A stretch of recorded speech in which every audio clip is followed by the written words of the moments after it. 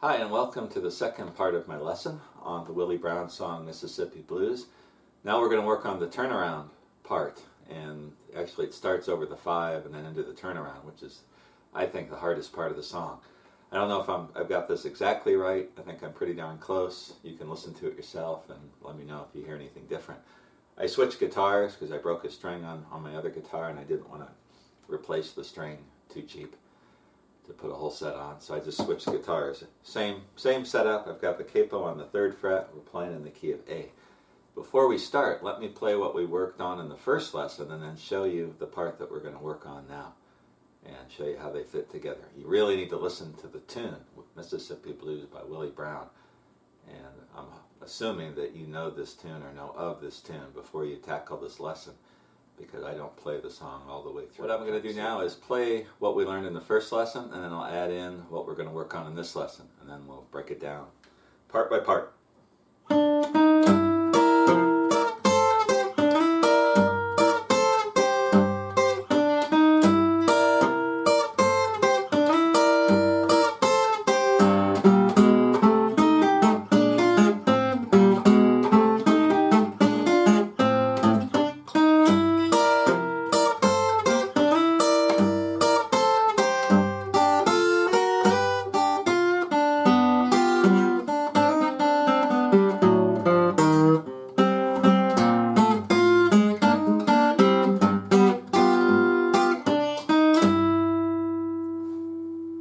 There you go.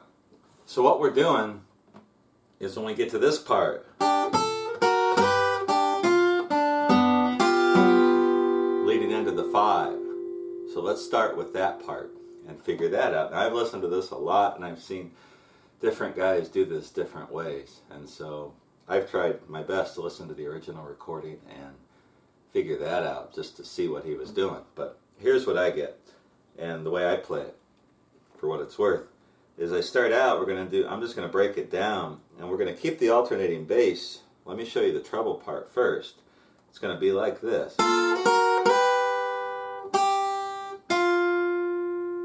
So that part, we're going to do this double stop. First finger on the 2nd fret of the 1st string, 2nd finger on the 3rd fret of the 2nd string, and we're going to walk it up.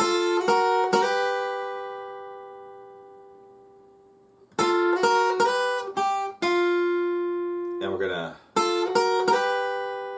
hit open 1st string, maybe even the 2nd string in there a little bit. Then we're going to go to the 3rd fret of the 2nd string, and then open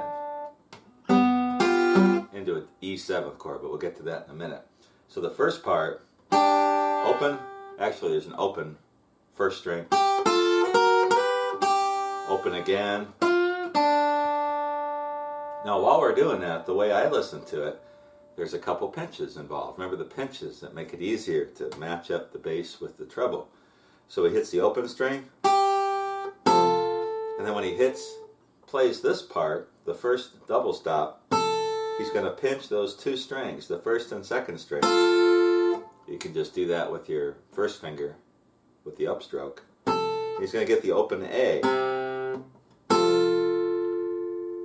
So it's like this. Then he's going to get the next double stop, moving that up 1 fret. And then when he gets the last double stop, he's pinching the open 6th string. So that whole first part. Break that down.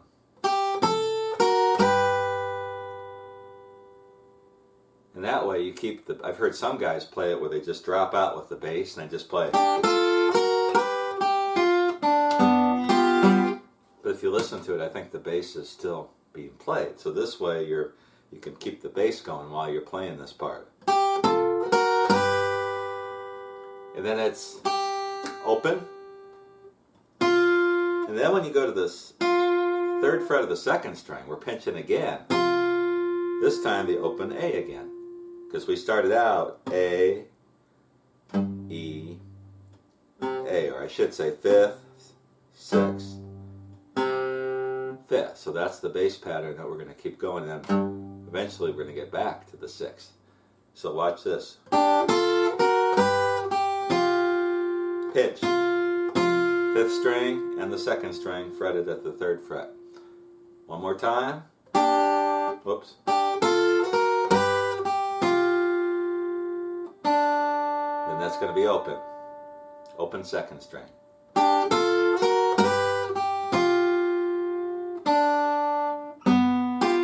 we're going to make an E7th chord. And I'm doing this my typical country blues way, just fretting the first fret of the third string, getting the first fret of the third string with my first finger, and I'm using my second finger to get both the fourth and fifth strings at the second fret. And then I'm dropping my pinky on the seventh.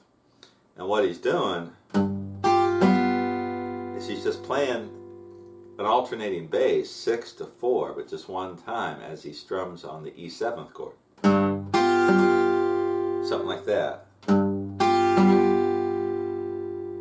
And that's wrapping up the part played over the 5. This is the first part you want to get. So let's walk through it again. Now there's another pinch.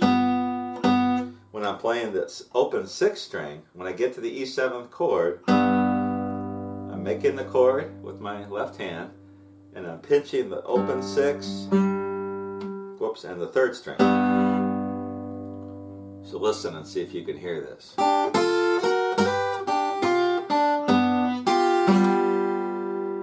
the last thing you're going to do is come down on the 4 on the alternating bass on the 4th string, still keeping the E7th chord. So let's walk through that again.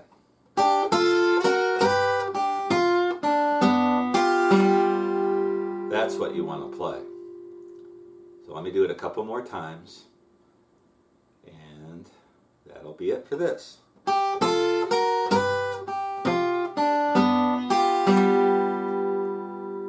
Again, break it down. That's what I do with some of these country blues songs. If I can't play along with it, I'll just stop and I'll try to break it down. What's the bass thumb doing? What are the fingers doing? Where are they pinching, working together? That kind of thing. When does the bass drop out? You really got to listen to this stuff if you want to figure it out that precisely. So that's what I try to do, just because I like to learn these things. I want to learn how these guys played this stuff. So again, open.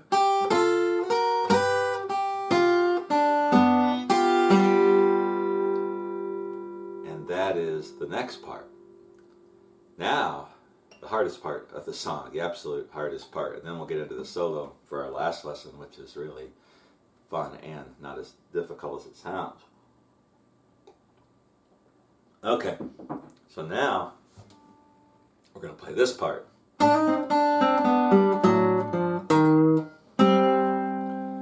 And that is ultra cool. You don't hear any other country bluesman play anything like this. This is the coolest, most complicated, I think, turnaround in all the history of country blues. So what we're doing is, first of all, let's get the finger shapes. We're starting out with our fingers. It's a D7th chord, basically. And what I'm doing is putting my first finger is open. I'm going to use that in just a minute. My second finger is crossing over to the second fret of the 6th string. My ring finger is on the second fret of the 3rd string. And if I drop my first finger on the 1st fret of the 2nd string, I've got what we would think of as a D7 shape. Of course, with the capo, it's not a D7. But I'm going to call it D7 because I don't know my chords well enough to tell you what it is now with the capo on the 3rd fret. So anyway, and what we're going to do is we're going to do a pinch. The 6th string and the 2nd string. And forget the alternating bass for now. We're going to do kind of it's an odd thing. It doesn't have the alternating bass. So the first thing you're going to do is pinch as you hammer on the 1st fret of the 2nd string. And then you're going to pick the 3rd string.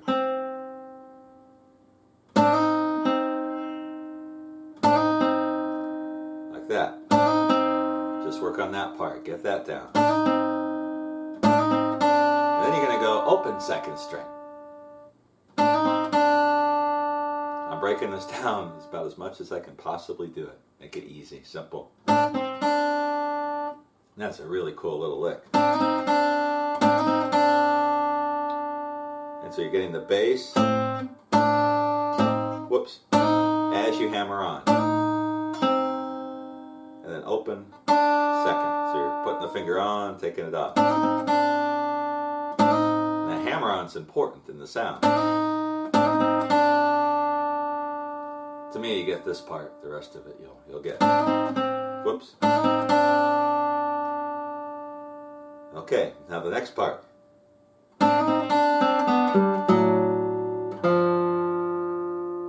So again.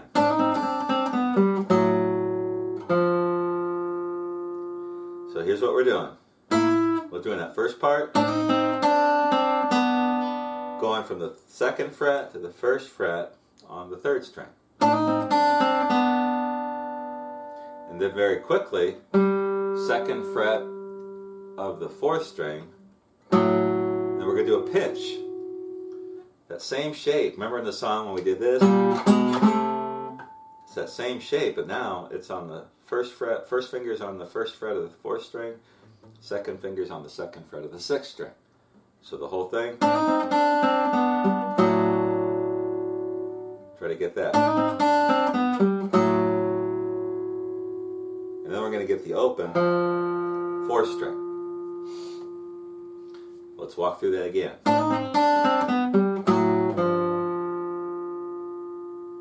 And if you listen to it, the timing on it's kind of tricky. He does a little hesitation.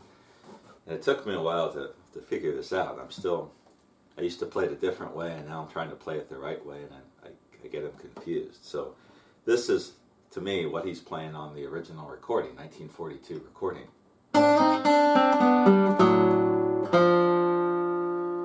So this part. Again. Then he's going to go to the third fret of the fifth string. Little bend. And he hesitates there.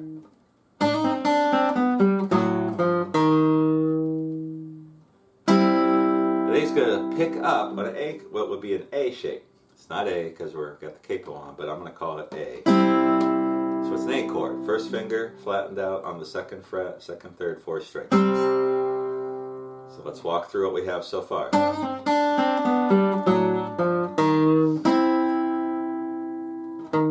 So we're going to hesitate there. And then with our first finger, strum up and get that chord. Whole thing. Whoops. Forget the bass note that I just played. One more time.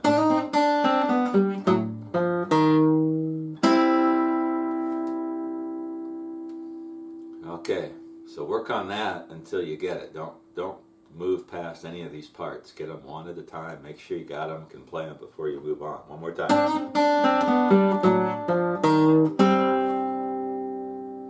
And that concludes kind of the part that leads into the turnaround. Now we got the turnaround, which is another really cool part. He does it with chords and finger picking.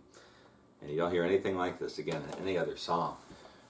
And that's one of the reasons people like to learn the song. It's just so different than most of the country blues songs from the same. So what he's doing here, and he wraps up the first part by doing this. Then he's going to pick that again. So he's going to pick the A chord twice. So the whole thing.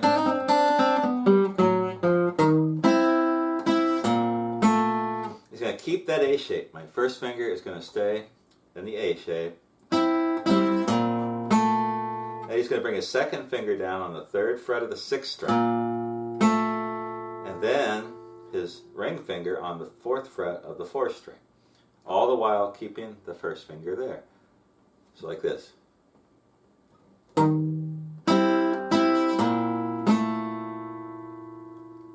So that's the first part of this. So again, the bend.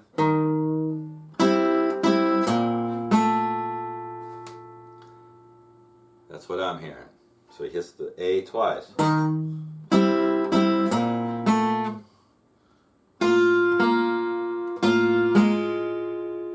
doing this, so it's kind of hard for me to do it slowly. I got to do it in context.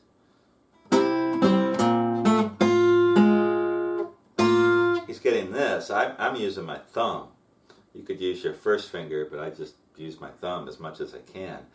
And I'm getting the second fret of the third string, of the sixth string, second fret of the sixth string. And I'm putting my ring finger on the third fret of the second string. And then I'm going to bring my second finger down on the third fret of the fourth string when I come with the downstroke. So it's kind of like an alternating bass. So the whole thing.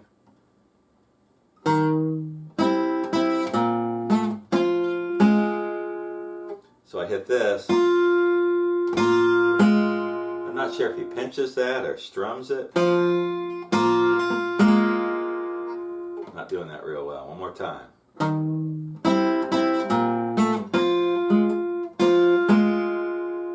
So it's like that. This part of the song is the hardest for me to really hear what he's doing. So it could be pinching. In fact, that sounds like it. So he's pinched. It sounds like he's pinching the second string and hitting the open third string, and then coming down with the ring finger or the second finger on that third fret of the fourth string. So let me try that again. That's it. Sorry, just got a mind fart there. And then the next part.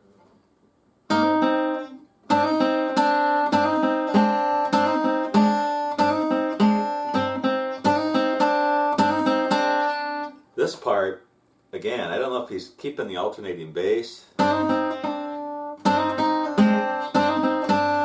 think he's just getting this part. What he's doing, he's got an F shape. And I'm going to have to use your thumb on the first fret of the sixth string. And then I'm just making part of the F. I'm not getting the first string. And then pinch. Hammering on.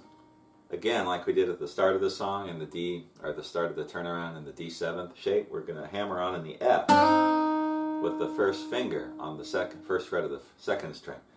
So the whole thing.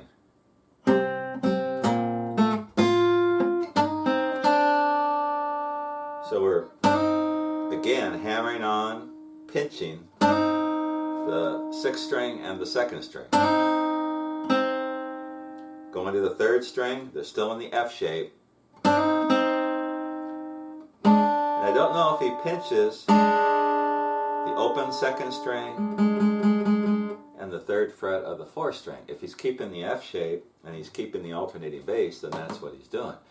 Or he could just take the bass out there. You can do it either way, that sounds okay. So, you just do that, or you could do it. Whoop. I'm not used to doing that. Pinch, fourth and the second strings. So again, you could also hit the sixth string again. You could do lots of things here. I don't know exactly what he's doing with this. But that part with the F, for sure.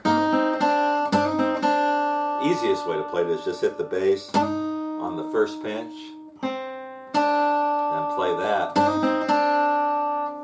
and let it hang, because you're going to go right back to the A shape. So let me walk you through. Sorry, I kind of stumbled there a little bit, but stay with it. Here we go.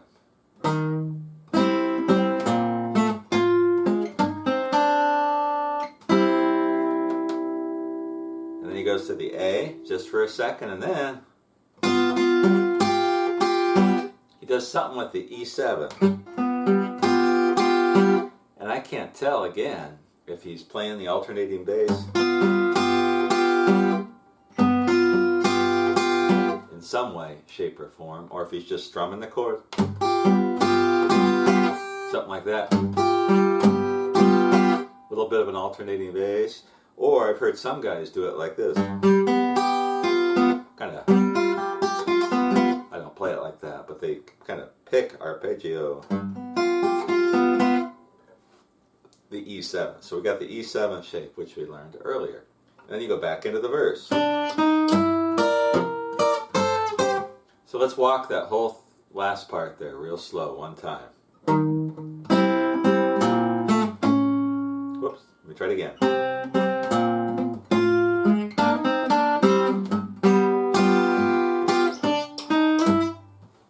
Something along those lines. Again, one more time.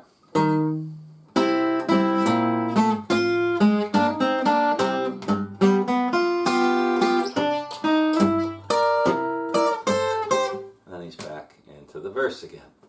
So let's try the whole thing all the way through one time before we move on. And if you see anything I'm doing wrong here, some of you guys who may know this song better, let me know, because I'm trying to figure this out too, but I'm pretty darn sure this is what's going on.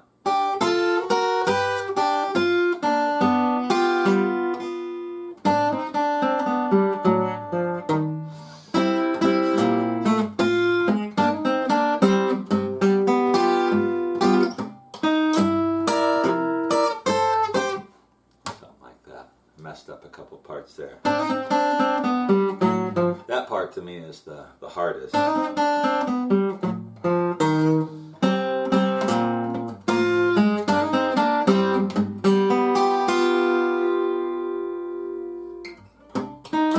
Back into the song. So there is the next part of Mississippi Blues. Now to put it all together, you gotta go back and listen to the song, the introduction to the song. I'm just going to take a minute while we're here because it's basically what I showed you there, but played just a little differently. Sounds to me on the 1942 recording like he starts something like that.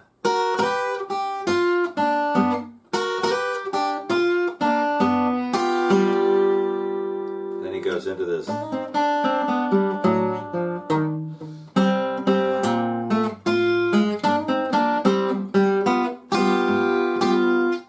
The song. So he's just, instead of doing this, he's just starting. And then that's how he kicks off the tune. That's just a little variation on that same lick. Now there's another part later with the solo where he does something a little different. And I'll show you that when we get to the solo rather than heap it on here. So go back and see if you can combine this part with the first part. And if you can, you've basically got the whole, the main part of Mississippi Blues. The only thing left is the solo, which we'll get to in the next lesson. If you have any questions or comments, let me know. And especially if you see something that I'm doing wrong or you think is done differently, I'd love to hear. And I've had several people write in and tell me things like that, and it's helped me learn things better. A couple times I've disagreed with what they've said, but I'll put it out there, and by discussing these tunes we can really learn them together, and that's the fun part about this. I'll be back shortly with the third and final part of Mississippi Blues.